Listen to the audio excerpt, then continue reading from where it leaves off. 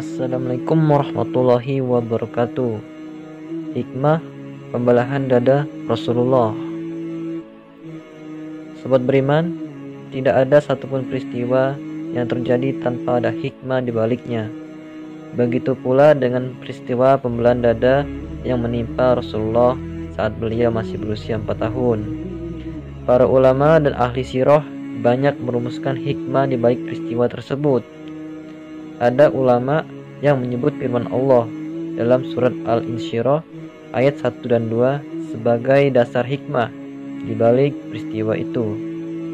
Allah Subhanahu wa taala berfirman, "Bukankah kami telah melapangkan untukmu dadamu dan kami telah menghilangkan daripadamu bebanmu." Quran surat Al-Insyirah ayat 1 sampai 2. Dalam ayat di atas, Rasulullah telah dipersiapkan untuk menerima risalah agung di kemudian hari. Persiapan itu salah satunya adalah dengan melapangkan dada beliau. Seperti diketahui, saat dada Rasulullah dibelah, malaikat Jibril mengeluarkan segumpal darah dari hati beliau, lalu mencucinya dengan air Zam-Zam.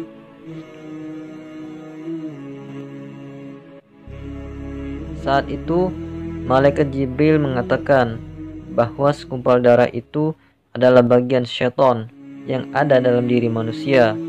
Ketika itu dibersihkan, maka bersih pula dari hati Rasulullah. Maka tak heran beliau dikenal dengan keluhuran budi sepanjang hidupnya.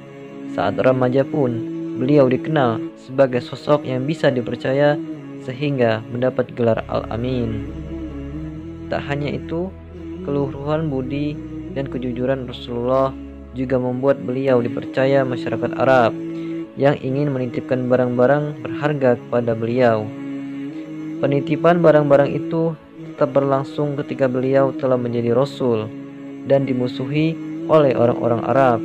Namun, meski dimusuhi, beliau tetap dipercaya untuk menyimpan barang berharga mereka. Maka, sebelum Rasulullah hijrah, beliau mengutus Ali untuk mengembalikan barang-barang itu pada para pemiliknya.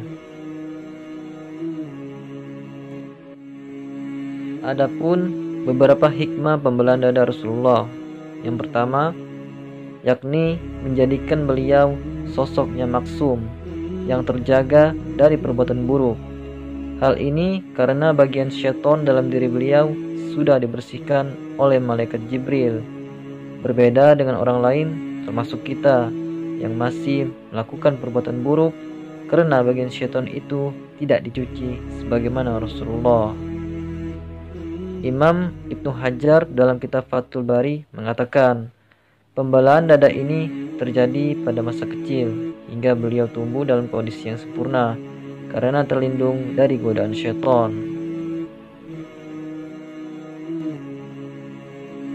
Hikmah yang kedua, yakni sebagai tanda kenabian. Seperti dijelaskan di atas, pembelahan dada dan penyucian bagian syaitan itu bertanda bahwa beliau sedang dipersiapkan untuk menjadi sosok mulia yang diberi tugas mulia, yaitu menyebarkan risalah agung penutup risalah sebelumnya. Hikmah yang ketiga, yakni membuang kelenjar kejahatan. Syekh Ramadan Al-Buti dalam Sirah Nabawiyah mengatakan, peristiwa pembelahan dada itu bertujuan untuk membuang kelenjar kejahatan yang ada pada diri Rasulullah. Beliau menyebutkan, seseorang akan menjadi baik apabila kelenjar ini dibuang atau dibersihkan. Sobat beriman, selain hikmah-hikmah di atas, ada hikmah lain di balik pembelahan dada Rasulullah. Hikmah itu adalah bagaimana kita menundukkan akal pikiran di bawah dalil. Pasalnya, peristiwa itu sangat mustahil terjadi. Akal pikiran kita sulit menerima fakta ada orang yang dibelah dadanya, diambil hatinya, dan dicuci bagian dari hatinya itu. Sedangkan tidak terjadi hal buruk apapun dalam diri orang tersebut. Ia tetap tumbuh, bahkan menjadi tokoh besar di kemudian hari. Namun, disinilah letak hikmah tersebut, yaitu ketika kita menundukkan akal pikiran dan lebih mengutamakan dalil yang ada. Ini pula yang dikatakan Imam Ibnu Hajar Al-Asqalani. Tugas kita terhadap peristiwa pembelaan dada Rasulullah dan peristiwa besar lainnya yang di luar jangkauan akal adalah taslim, yaitu menerima tanpa menentangnya, karena peristiwa semacam itu sangat mungkin terjadi bagi Allah Subhanahu wa taala. Wallahu a'lam bishawab. Wassalamualaikum warahmatullahi wabarakatuh.